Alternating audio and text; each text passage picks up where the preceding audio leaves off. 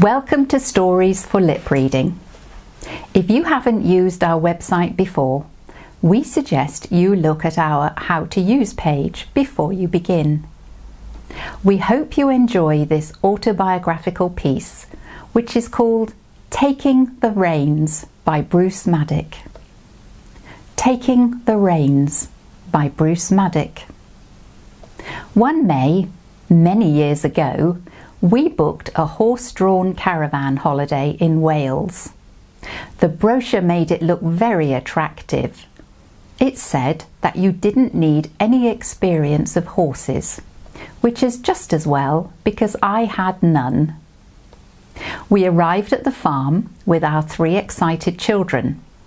Other families were already harnessing their horses. The farmer showed us how to harness ours and followed us as we set off down the track from the farm, waving goodbye when we joined the lane. We were on our own and all went well to start with. Then the lane began to go downhill and the horse went faster. I applied the rudimentary brake, but it had no effect. We went faster and faster. The caravan was swaying from side to side, and I could see us ending up in the ditch. Then the lane flattened out and the horse settled to a sedate walk. I breathed a huge sigh of relief. When we reached our overnight stop, the other caravans were already there, dotted around the field. We unhitched the horse, took off his harness and let him loose. It was idyllic. The next morning, after a leisurely breakfast, we went to catch the horse, but he had other plans. Every time we got close, he just trotted off. Then he shied up on his hind legs, sending my family rushing back to the safety of the caravan. One of the other men came over to show me what to do. He wasn't successful. The horse kicked him and he limped for the rest of the week. I gave up and went to a nearby cottage to ring the farmer, who soon arrived, caught the horse and hitched him up to the caravan. He left us with clear instructions to tether the horse when we stopped every evening. That was one problem solved. The following morning, I had to harness the horse myself. It was certainly a challenge. As well as the bridle and collar, there seemed to be endless straps, buckles and chains. There was a wide strap that went round his middle, just behind his forelegs. This had to be fairly tight, but every time I tried to tighten it, he would expand his chest. I discovered that if I gave him a gentle thwack, he breathed out, which allowed me to tighten the strap. He also didn't like reversing into the caravan shafts. So I tried putting the shafts up in the air and walking him round to stand in front of them. He soon got wise to this.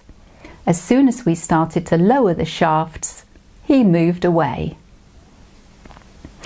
It was obvious that we had been allocated the difficult horse, but the children were having a marvellous time, unperturbed by my trials and tribulations. They particularly liked sitting at the front of the caravan, holding the reins and shrieking with laughter every time the horse pooed. I invested in a large quantity of carrots and sugar lumps. These worked a treat for a day or two, but then the horse returned to his contrary ways. But with judicious use of carrot and stick, we got along reasonably well, covering about 10 miles a day. There was no hurry. The caravan was about the size of our bathroom. There were narrow, short bunks for the family, and I slept on the floor. The chemical toilet travelled inside the caravan during the day, and I was always concerned it might tip over. The first task every evening was to unload it. The other, better behaved horses were free to roam the field overnight. Sometimes we would be woken up by the caravan heaving and rocking from side to side as the horses enjoyed scratching themselves against the corners.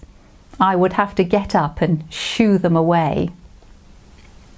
It was a lovely area to travel around. The hedgerows were full of spring flowers.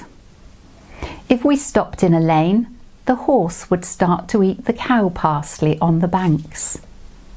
Everyone enjoyed the holiday, and the children, now in their late 30s, still talk about it. When we got home, we told our friends about our experiences. They said that they had always thought we had been mad to go. Looking back, they may have had a point.